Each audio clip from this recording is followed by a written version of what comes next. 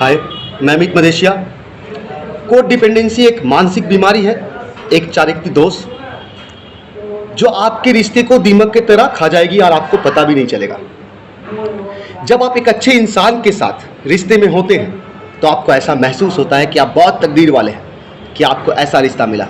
आप ये फील करते हैं कि आप दुनिया के सबसे तकदीर वाले इंसान हैं जो आपको ऐसा पार्टनर मिला, जिस पार्टनर के साथ आप अच्छे पल बिताते हैं, आप अपने वक्त को संजो के रखते हैं।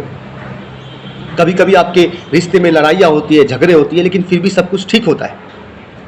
आप जैसा रिश्ता चाहते थे ठीक वैसा ही रिश्ता आपको मिला है, आप ये महसूस करते हैं। लेकिन क्या आपने कभी ऐसा महसूस किया है कि सिर्फ आप ही इस रिश्ते को अच्छा बनाने की हर वो कोशिश, हर वो प्रयास करते हैं जो आप कर सकते हैं, और आपका पार्टनर इसमें कोई दिलचस्पी नहीं दिखाता? अगर ऐसा है तो इसका मतलब आप कोड डिपेंडेंसी का शिकार हैं। आपको एक चारित्रिक दोष की प्रॉब्लम है जो आपके रिश्ते को खराब कर देगी, क्योंकि आप अकेला कब तक अपने रिश्ते को बेटर बनाएंगे? आप अपने रिश्ते को कब तक अच्छा बनाए रखेंगे? उसमें आपके पार्टनर की सहयोग भी जरूरी है, लेकिन वो दिलचस्पी नहीं दिखाती इस रिलेशन को अच्छा बनाने में, आपका साथ नहीं देती, ये रिश्ता खराब हो जाएगा। एक अच्छे रिश्ते में एक दूसरे के बारे में ज़्यादा से ज़्यादा जानने की इच्छा रखना अच्छी बात है, रखनी भी चाहिए। लेकिन क्या आप हमेशा ऐसा करते हैं? वो क्या करती है, वो कहाँ है, वो क्या कर रही है, वो क्या, उसके दिमाग में क्या चल रहा है? अगर हमेशा आप उसके बारे में सोचते रहते हैं, यही सब ख्याल आपके दिमाग में चलती है, इसका मतलब आप कोड डिपेंडेंसी बीमारी का शिकार है। एक चारित्रिक दोष है जो आपके रिश्ते को खराब कर देगी, क्योंकि जो आपका पार्टनर है उसका भी एक पर्सनल लाइफ है, उसकी भी एक निजी जिंदगी है। उसे वैसे ही रहने दें। उतना ही जानना जरूरी है जितना जानने से आपका रिश्ता सही रहे। लेकिन आपको अगर ये समस्या बार बार आती है, आप हमेशा अपने पार्टनर के बारे में ज़्यादातर जानने की कोशिश करते हैं, वो क्या कर रही है, कहाँ है, उसके दिमाग में क्या चल रहा है, इसका मतलब ये आपके रिश्ते को दीमक की तरह खा जाएगी। ये सब खत्म हो जाएगा, क्योंकि आप कोड डिपेंडेंसी बीमारी का शिकार हैं। अपने पार्टनर के इच्छा और ज़रूरतों को जानना अच्छी बात है। आप जितना ज़्यादा अपने पार्टनर की इच्छा को और ज़रूरतों को जानेंगे, आपका रिश्ता उतना ही बेटर होगा। लेकिन क्या आप हमेशा अपने पार्टनर की इच्छा और ज़रूरतों को पूरा करने के चक्कर में अपनी इच्छा और अपनी ज़रूरतों को भूल जाते हैं? आप त्याग देते हैं अपनी इच्छाओं और ज़रूरतों को, क्योंकि आपके पार्टनर की ज़रूरत और इच्छा ज़रूरी है। अगर आप ऐसा करते हैं, इसका मतलब है कि आप कोड डिपेंडेंसी बीमारी का शिकार हैं, एक चारित्रिक दोष जो आपके रिश्ते को खराब कर देगी।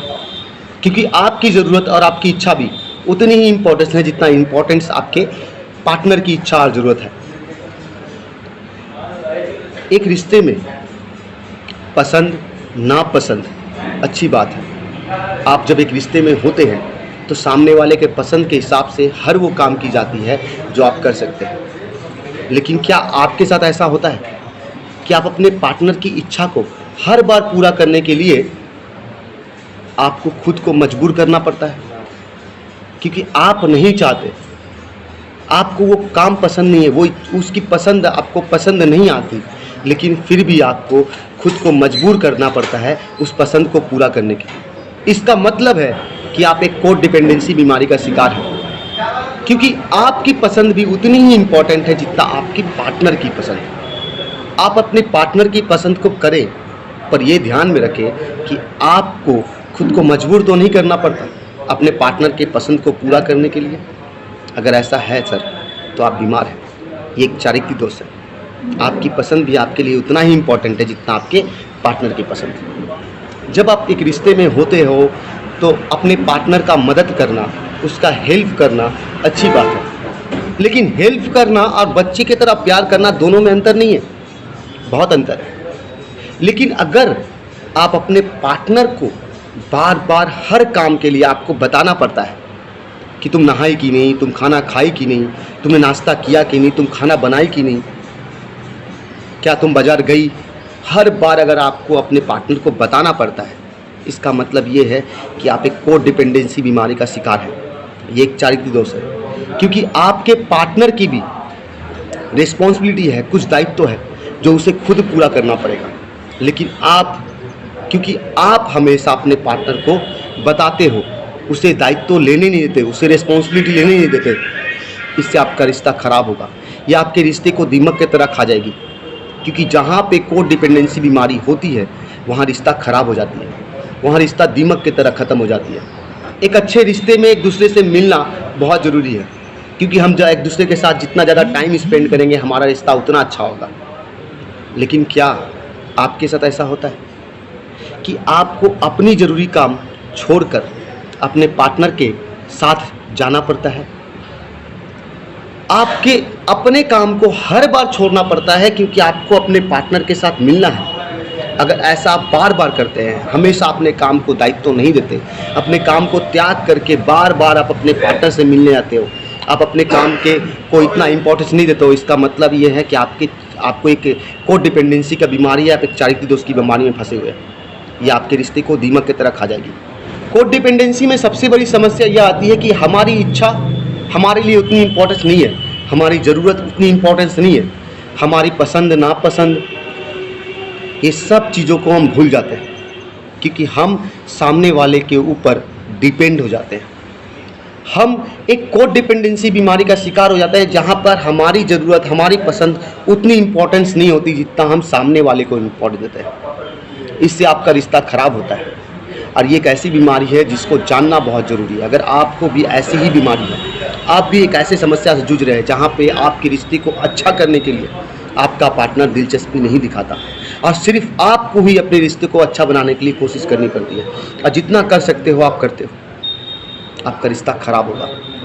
उसकी ज़रूरतें, उसका पसंद नापसंद, उसके साथ आपकी भी पसंद नापसंद इम्पॉर्टेंस है। रिश्ते को बैलेंस में रखना बहुत ज़रूरी है, लेकिन हम एक लव में, एक रिलेशनशिप में जाने के बाद इतना ज़्यादा डिपेंडेंसी हो जाते हैं, इतना ज़्यादा कोड डिपेंडेंसी के ऊपर हम लापरवाह हो जाते हैं अपने ऊपर कि हम रिश्ते को ख़राब कर बैठते हैं। आप ध्यान दें और हमेशा अपने रिश्ते को समझने की कोशिश करें, और अगर आपको भी सेम ऐसा ही समस्या है तो आप अपने पार्टनर से बात करें, उसे सारी चीज़ें खोल कर दिखाने की कोशिश करें, आप शेयर करें, तभी जाकर ये रिश्ता एक बहुत अच्छा रिश्ता बन सकता है। नहीं तो आपका रिश्ता लंबे टाइम तक इतनी अच्छी नहीं चल सकती।